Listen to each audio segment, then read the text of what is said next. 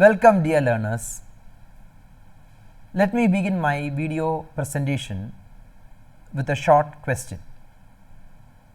On the slide you can see a definition. Try to give the term for the definition. You have to find out the word which refers to the courses or set of courses offered by an educational institution. It is the totality of student experiences that occur in educational process. I guess most of you have got it right.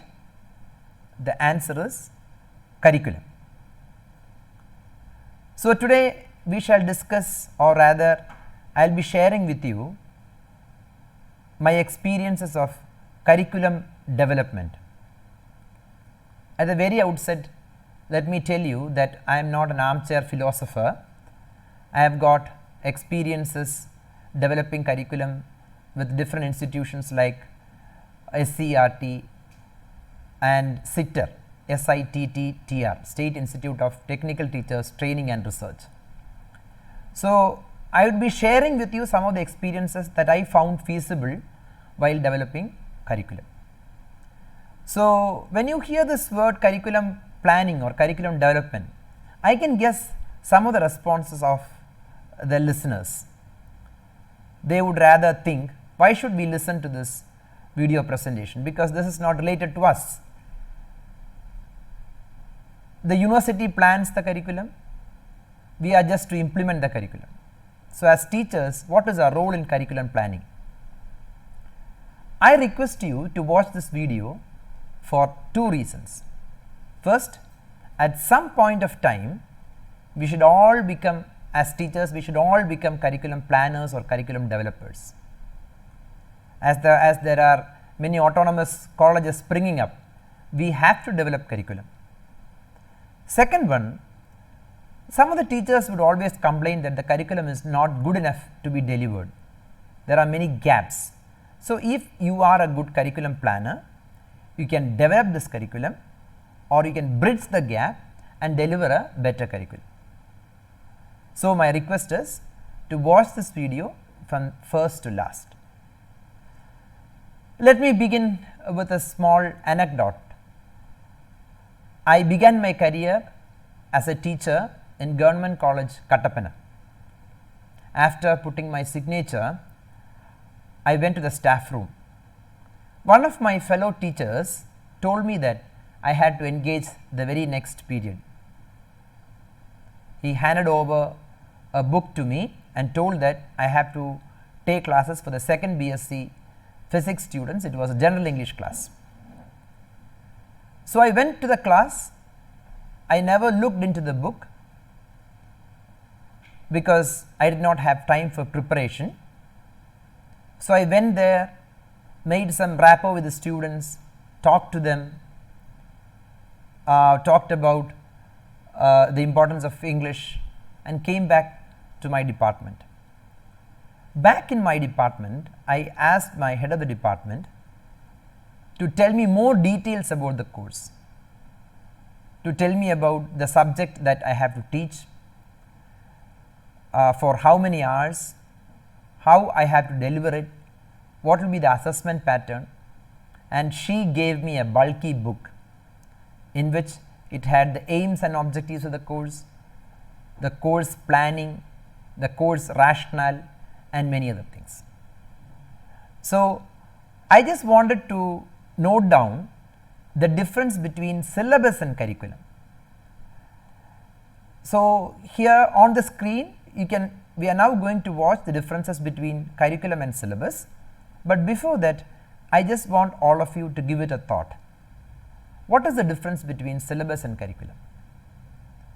And so, I request you to pause this video for a minute, just write down some points that come to your mind, and then resume the video. Let us be back. So, you can see the difference between syllabus and curriculum on the slide. Curriculum is a set set of guidelines for a course, but syllabus is a list of items for a class.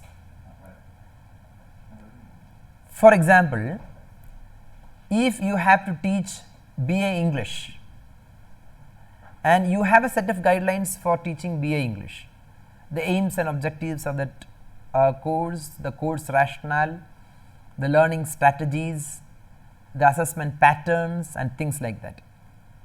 But syllabus may not have these factors. It would have a list of topics to be taught for a particular class or for a particular subject. And coming to the duration of a curriculum lasts till the end of the course. For example, if it is BA English, the curriculum is for the whole course, but as in the case of syllabus, the duration is only for a semester or for a year. And as I have told you already, curriculum is a comprehensive term which encompasses many factors in it, but a syllabus is a subset of curriculum.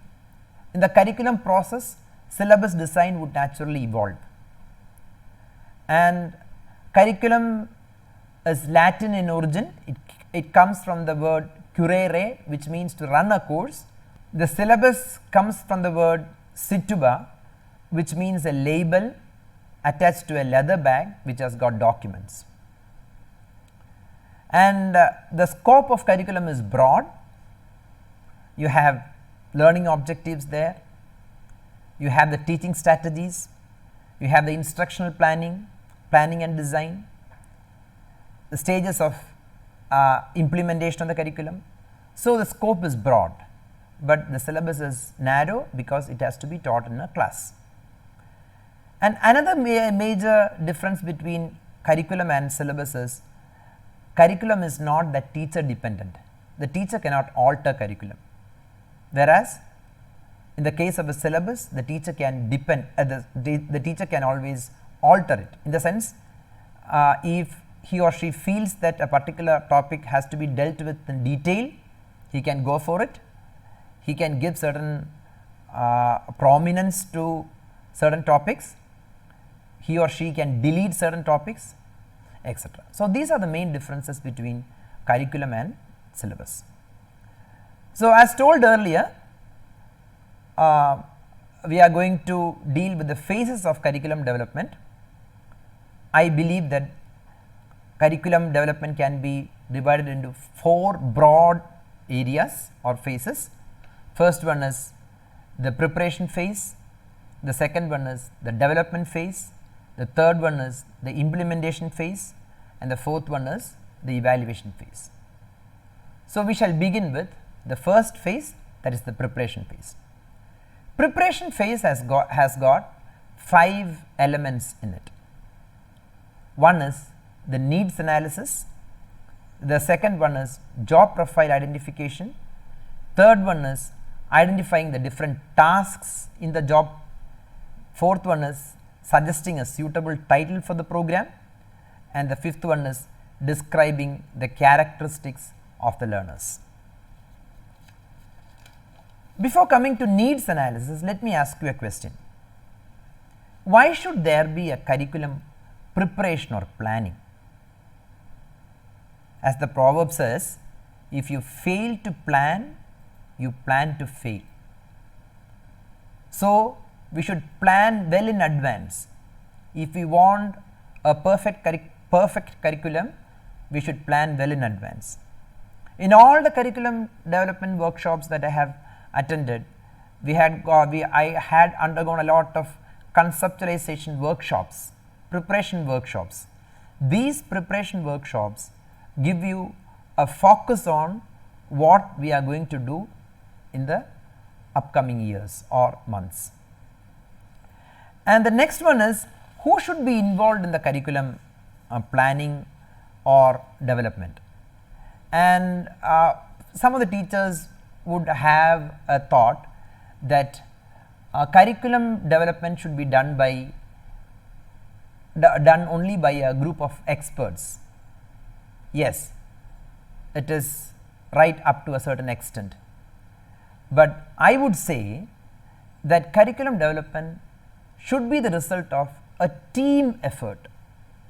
There should be policy makers, there should be educational administrators, there should be curriculum planners, teachers, students, parents, and even people from the industry, because after all our students are going to be working in different industries or in the different workplaces.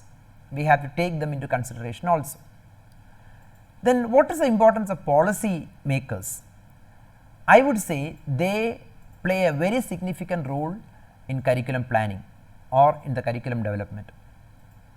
They set up the national or state level goals and objectives of any curriculum, and they decide and prioritize the objectives for the economic and welfare and social welfare of a nation.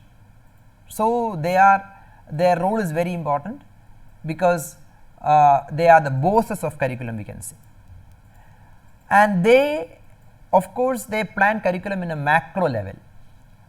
But when it comes to educational planners, they plan the curriculum in a meso level. What is their actual role? Educational planners or curriculum developers, they are the implementers of this curriculum. They think and suggest of the different ways by which we can make this curriculum effective. As I have already told you, the policy makers would have set up the national or the state level goals and objectives. It is a duty of the educational planners or curriculum developers to implement this. So, they are experts who think in terms of behavioral changes, what changes we can bring in our students, so that we can have this economic or national development as foreseen by the policy makers. And now we come to the teachers. They design curriculum in the micro level. What is the meaning of that?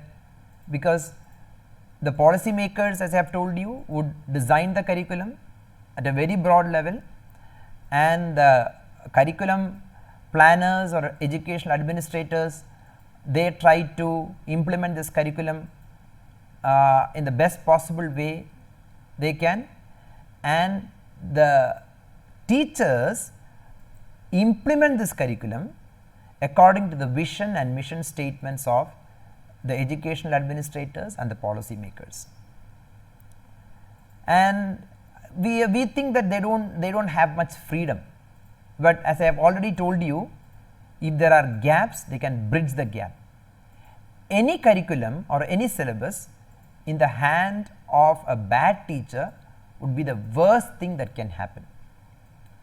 So, teachers play a very important role. Their attitudes are important, the way they deal with classes, the classroom management is important.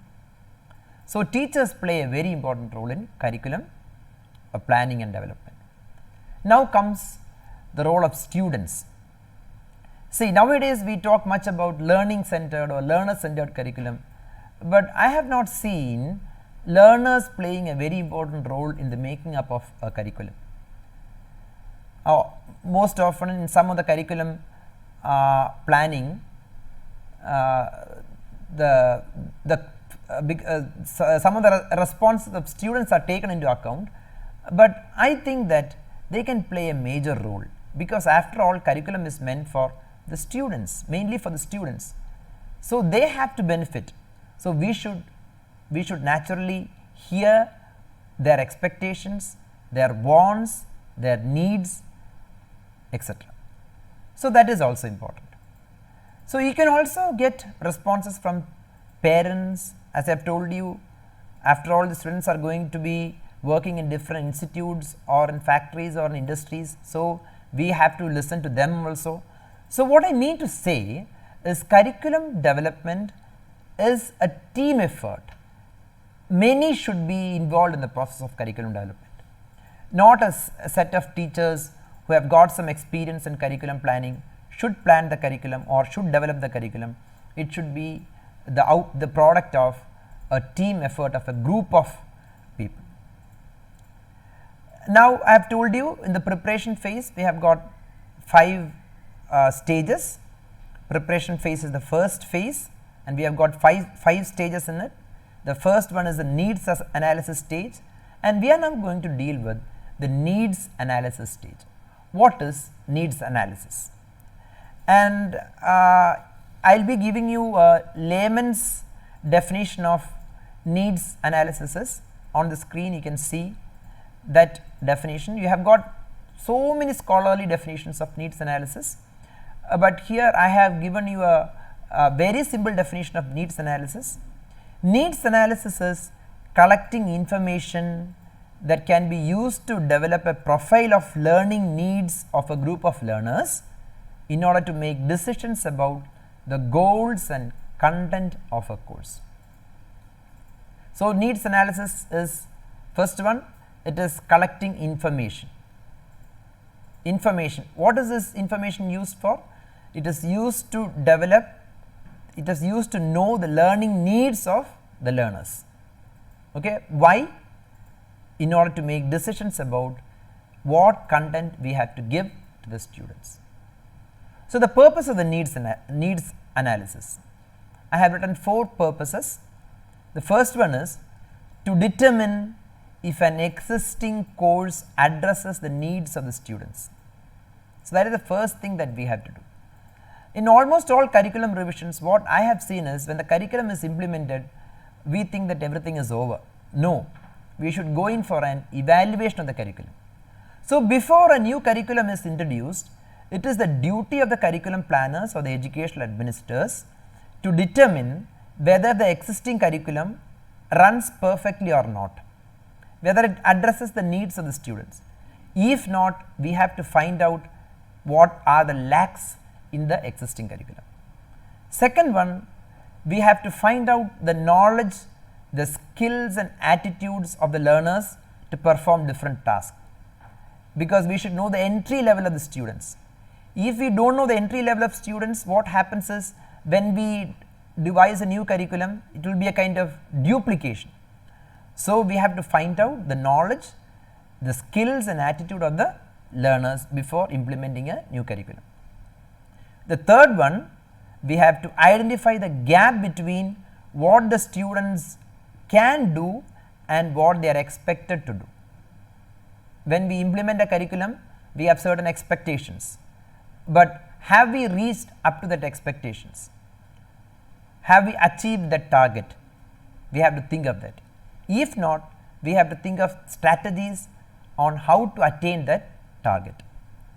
The fourth one is to collect information about a particular problem, or not a particular problem, but problems learners are facing. So, dear friends, we are now going to look at, we have seen what need assessment is. Now, we are going to look at how to implement this need and what are the tools for needs assessments. So, first we shall look at the implementation of the needs assessment. The first one is we should have a committee, we should have a group of members, dedicated group of members who would carry out needs assessment. You can call it by any name. You can, some curriculum development committees would call it as advisory committee, some would call it as need assessment committee. So, the first stage in the implementation of need assessment is to have a committee where they look after the needs assessment. As I have told you, when you conduct needs assessment, you consider many factors. You would consider the benefits the students are going to get when this course is implemented. You will also take into account whether the students will be getting some placements, will this program take off, what will be the mode of delivery.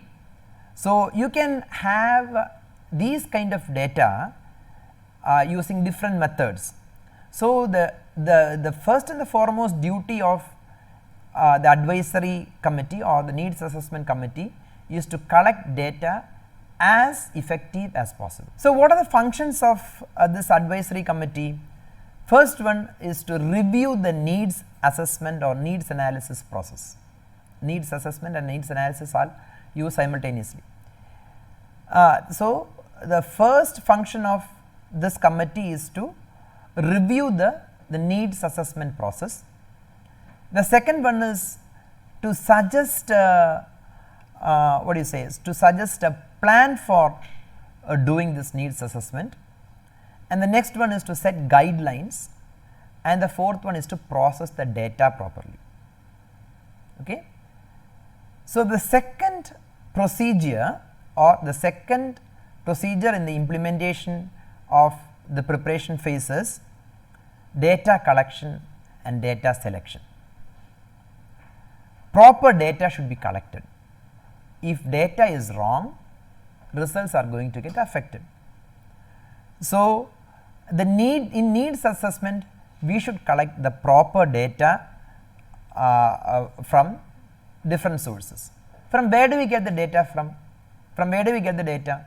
We can collect data from different sources, like we can collect it from the industry, we can collect it from teachers, we can collect it from the manuals and work guides, we can get it from job description of different companies, etc.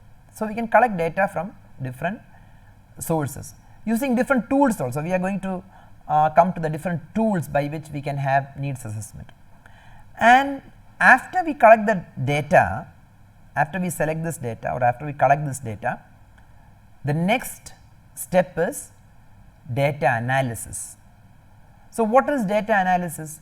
Data analysis is deriving the correct meaning of data, finding out the true meaning of data. We have got, I have told you, we have got data from different sources. Many might have involved in giving the data. So, you have to interpret it in the correct manner, interpret it in the right manner. So, that is data analysis. Okay. And after data analysis, we can come to certain consensus, like whether we should run this course, how many students should be admitted, what should be the type of the course, who is this course for, what are their needs, what will be the duration, etc. So, these things we should take into mind when we analyze the data. So, after analysis, we will be able to answer these type of questions. So, dear friends, we were looking at the different procedures involved in the stages involved in the implementation stage. We have seen that we should have an advisory committee, and we should collect the correct data, we should analyze the data, and the next one is the resource identification. This is also very important, because if we do not find the right resources, we will have a very big plan, but if we do not have the resources in our hands, then there is no use in implementing the curriculum. So, with the help of the data, we have to find out what are the resources available to implement this curriculum. And after we find out the resources, the last step is the proposal writing. It should have recommendations for conducting this program, and in that recommendation, even what I feel is we should even find out, or we should even suggest the limitations also. Not only the limitations, but also the future growth, the futuristic growth of the program, or if done properly, where would the course lead us on to. So, these are the 5 different stages in the implementation. In implementing the first stage, that is the preparation phase. They are, I repeat, the advisory committee formation, the data collection, the third one is the data analysis, the fourth one is the resource identification, and the fifth one is the proposal writing. Thank you.